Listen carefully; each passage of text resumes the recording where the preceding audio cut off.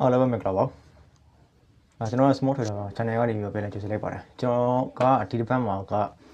market ကဘယ်ဖြစ်ကိုသွားမှလဲဆိုတော့အကြောင်းကျွန်တော် analysis လုပ်ပြီးသွားမယ်ပြီးတော့ပြီးခဲ့တဲ့ဘက်ကကျွန်တော်လုပ်ပေးခဲ့တဲ့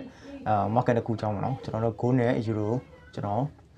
ကျွန်တော်ရှင်း position ကျွန်တော်ချခဲ့တဲ့ဆိုတဲ့ဟာကြီးကျွန်တော်ပြပြီးတော့သုံးသပ်ပြပေးမှာဖြစ်ပါတယ်ဆိုတော့ဒီတစ်ပတ်မှာ market ကဘယ်ကိုသွားမှလဲကျွန်တော်တို့ market ကတောက်ဆောင်ကိုသွားမှာလား upside ကိုသွားမှာလားဆိုတော့ကျွန်တော်ရဲ့ strategy နဲ့ပေါက်ဆက်ပြီးတော့ကျွန်တော် analysis လုပ်ပြပေးသွားမှာဖြစ်ပါတယ်ဆိုတော့ကျွန်တော်တို့ကြည့်ရအောင်အခုဆိုကျွန်တော်က euro market ထဲကိုရောက်နေတာပေါ့နော်ကျွန်တော် euro USD ထဲကိုရောက်နေတယ်ဆိုတော့ကျွန်တော်ပြီးခဲ့တဲ့တစ်ပတ်ကကျွန်တော် decision တွေချပေးခဲ့တဲ့ဟာတွေရှိတယ်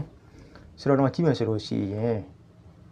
ဒါပေါ့နော်ကျွန်တော်ဒီတိုင်းပဲထားရတယ်ပြီးခဲ့တဲ့အပတ်ကကျွန်တော်ထားခဲ့တဲ့အတိုင်းကိုပဲ market ကလာပြီးတော့market ပြန်ပြီးတော့ဆင်းသွားတယ်များနေတဲ့ထောက်ပြောင်းတယ်အဲ့ဒါမှာကျွန်တော် decision ချခဲ့တယ်ကျွန်တော်လည်းမှာဒီပလန်တစ်ခုကျွန်တော်ထားခဲ့တယ်TP လေးထားခဲ့တယ်အဲ့တော့ market ကတစ်ခုဝင်သွားတယ်ပြီးတော့ဆင်းသွားတယ် market ကဆင်းသွားတာပေါ့နော်အဲ့တော့ TP တစ်ခုရမယ်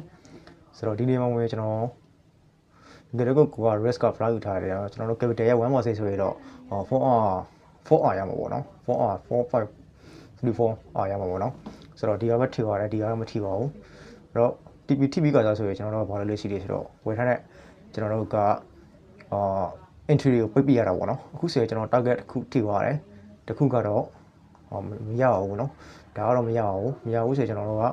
market ထဲမှာဝယ်စားရမလို့အဲ့တော့ကျွန်တော်တို့ 3R ရမယ်4R ရမှာပေါ့နော် 4R ရမယ်ဆိုတော့ဒီ market ကလောလောဆယ်ပြီးသွားပြီဒီဟာတွေကမရှိတော့ဘူးအခုက market က upside ပဲသွားတယ်ဆိုတော့ပြီးခဲ့တဲ့အပတ်ကကျွန်တော်လုပ်ပြရတဲ့ဟာကTP ထိရတယ်ပြောလို့ရမှာပေါ့နော် euro မှာဆိုရင်ကျွန်တော် TP ထိပါတယ်ဆိုတော့ဒီတစ်ပတ်မှာ market ကဘာပြီးစစ်ဖြစ်နိုင်လဲဆိုတော့ပြီးခဲ့တဲ့အပတ်ကကြည့်မယ်ဆိုလို့ရှိရင် market က down trend ကိုသွားနေတာကိုကျွန်တော်တို့တွေ့ရတယ်ဆိုတော့ down trend ဆိုတော့ကျွန်တော်တို့ဘာလုပ်မလဲဆိုတော့ကျွန်တော်တို့ short force စစ်ကြအောင်ပေါ့နော်ဆိုတော့ဒီနေ့ကကျွန်တော်တို့ Tuesday ကျွန်တော်အိမ်ကနေဖြစ်နေပြီဆိုတော့ကျွန်တော် market analysis လောက်ပေါ့နော်ကျွန်တော်တို့ market ကို structure လေးစီးရဒါလေးတွေဖြစ်နိုင်မယ်ညတာအောင်ပြောမယ်ဆိုလို့ရှိရင်ဒါလေးတစ်ချက်ပြလိုက်မယ်ဟုတ်ပြီဒါပြလိုက်မယ်ဆိုလို့ရှိရင်တော့market ကပို့ပြီးတော့နေအောင်တော့ဗောနော်ဆိုတော့ market ကပိတ်ထားမယ်ဆိုလို့ရှိတာမှာကျွန်တော်ကဒီမှာပြီးခဲ့တဲ့တစ်ခေါက်က TP risk နဲ့အကြောင်းယူထားတယ်ဒီကေကို risk နဲ့အကြောင်းလုံးမှဆိုရင်ပထမ risk ကတော့ TP ထိပါတယ်ဒုတိယ risk ကတော့ကျွန်တော်တို့ယူထားမယ်ဆိုလို့ရှိရင်ဒီမှာတွေ့တဲ့အတိုင်းပဲကျွန်တော်တို့ gap နဲ့ဟောက်ပြီးတော့ဆင်းသွားတယ်ဆိုတော့ဒါဘယ်နည်းဖြစ်မလဲဆိုတော့ကြည့်လိုက်ဒါက Sunday နော် market ပြဖွဲ့တဲ့ရေမှာ market ကတန်းပြီးတော့ဆင်းသွားတယ်ဆိုတော့ကျွန်တော်တို့ဒီမှာလဲ TP ကျွန်တော်တို့ဒီမှာ81ထားမယ်ဆိုလို့ကျွန်တော် TP ရနိုင်တယ်ဆိုတော့ကျွန်တော်ဆိုရင်ဒါကအစစ်က TP ထိသွားပြီဆိုလို့ဆိုရင်နောက်အောင် position ကျွန်တော်ပိတ်ပြလိုက်တာပေါ့နော်ဟိုလိုလဲဆိုတော့အစစ်မှာက4အောင်မြင်ပြီးသွားပြီဆိုလို့ရှိရင်တကယ်လို့ကိုက TP ကကိုရဲ့ capital ရဲ့ 1% ကိုထားထားမယ်ဆိုလို့ရှိရင်တစ်ခေါက်ကျောင်းမှာဆိုရင် 0.5 ပေါ့နော်တစ်ဝက်ကိုဝယ်ထားမယ်ဆိုလို့ရှိရင်တော့4 ဆိုရင်တော့ကျွန်တော်2 လာတော့ရမှာပေါ့နော်တကယ်လို့ကိုကရတဲ့အပေါ်ကနောက်ထပ် risk ကိုကိုကစက်ကြိုက်ထားမယ်ဆိုလို့ရှိရင်တော့1 ဆိုရင်ခုက HR ဆိုရင်တော့ရော 0.5 နဲ့ထားမယ်ဆိုလို့ရှိရင်4 ရမှာပေါ့နော်အခုပေါင်းမယ်ဆိုလို့ရှိရင်တော့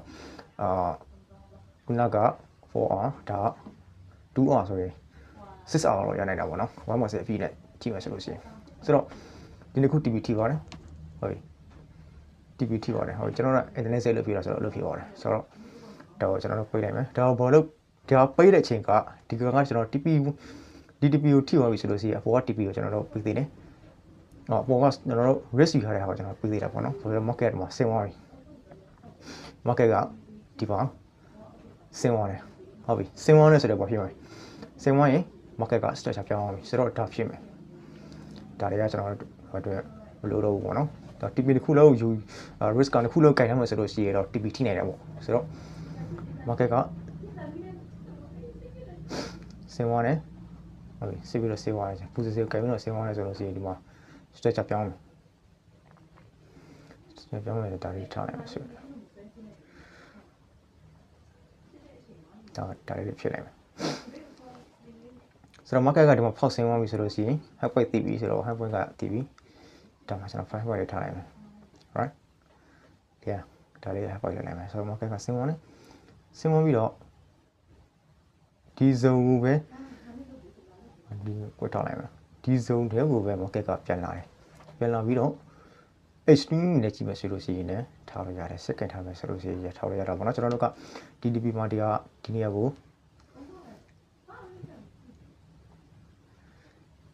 ဖောက်ဆင်းသွားပြီဆိုတော့လည်းကျွန်တော်တို့ကဒီနေရာဖောက်ဆင်းသွားပြီဆိုတော့လည်းကျွန်တော်တို့ကအပေါ်က entry တွေအကုန်ပြီးတော့ဗောနော်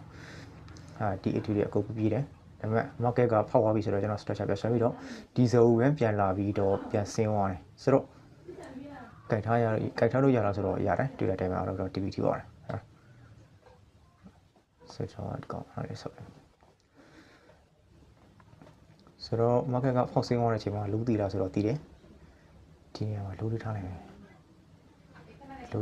ဒီနေရာမှာက high file တတ်မှတ်လိုက်မယ် yeah okay high file ထားလိုက်မယ် market policy က market ကဆက်နေတယ်ရထောက်ပြရတယ် market ကဆင်းနေတယ်တိတ်လိုက်ဆင်းလိုက်လုပ်နေတယ်ဆိုတော့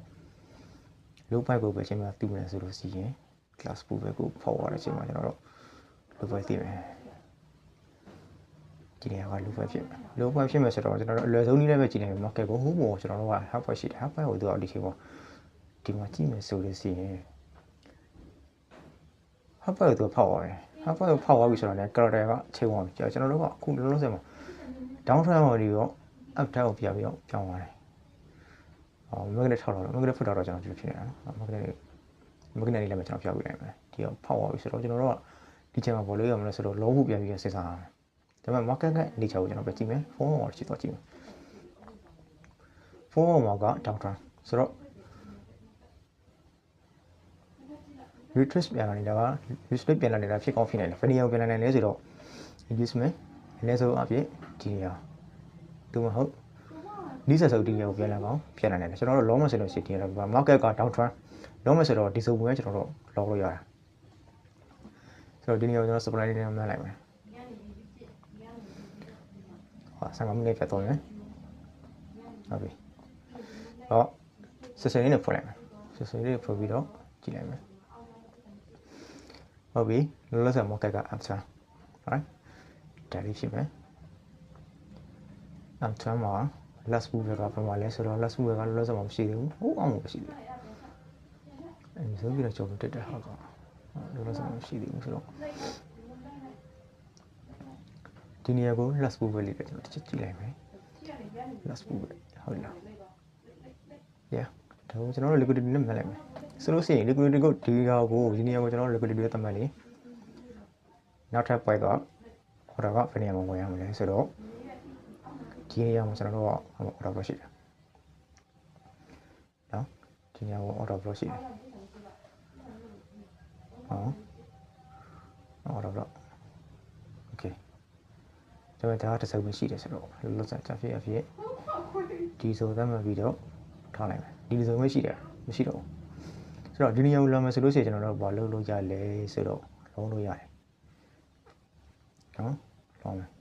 နောက်ဒီမှာထား6 ရတော့ဒီ C point ကြောက်ထားပြီးတော့ TP က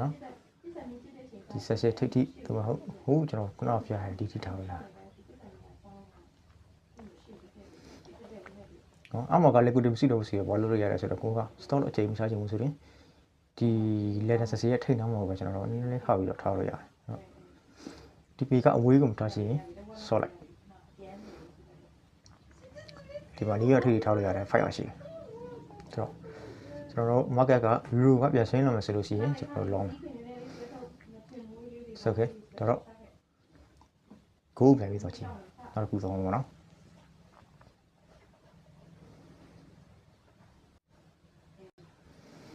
ဆိုတော့ go ရဲ့ရောက်ပြီဆိုတော့ကျွန်တော်တို့ပါကြည့်မလဲ market ကပြီးခဲ့တဲ့ဘက်ကကျွန်တော်တို့သတ်မှတ်ထားတဲ့နေရာကိုလာလားဆိုတော့မလာဘူးဒီဆက်စလေးချလိုက်ဒီအရှေ့အောင်မလာဘူးအောက်ဖောက်သွားတယ်ဆိုတော့ရှိရင်လည်းပဲမဖောက်သေးဘူး market ကဆွေကတနေရာရောက်တွန်းချေတဲ့အနေထားတော့ရှိတယ်ဗျအောက်ကိုလည်းမလာဘူးအပေါ်ကိုလည်းမထိတ်သေးဘူး side way ပဲသွားနေတယ်ဆိုတော့ဒီနေရာကဒီချိန်မှာကျွန်တော်တို့ဘာလို့ရမလဲဆိုတော့လုံးဖို့ကလည်းတိကျတဲ့ direction တော့မရှိသေးဘူးလုံးမလားဆုံးလားဆိုတော့ဒီချိန်မှာစောင့်ကြည့်တာအကောင်းဆုံးပဲရဆိုတော့ဖုန်းကိုချက်သွားကြည့်ဖုန်းမှာ ပေါ်မှာသူကဆက်ဝေးဖြစ်နေတယ်ဆိုတော့15မိနစ်အနေထားနဲ့ကြည့်မယ်ဆိုလို့ရှိရင်သူက market ကဒီနေ့တစ်ဖက်ဖက်ကိုဖောက်သွားတော့မဲ့အခြေအနေကိုတော့သူကပြရတယ်ကျွန်တော်ဆက်ဖွင့်လိုက်မယ် session မှာသူ liquidity ခဏခဏရှိပါတယ်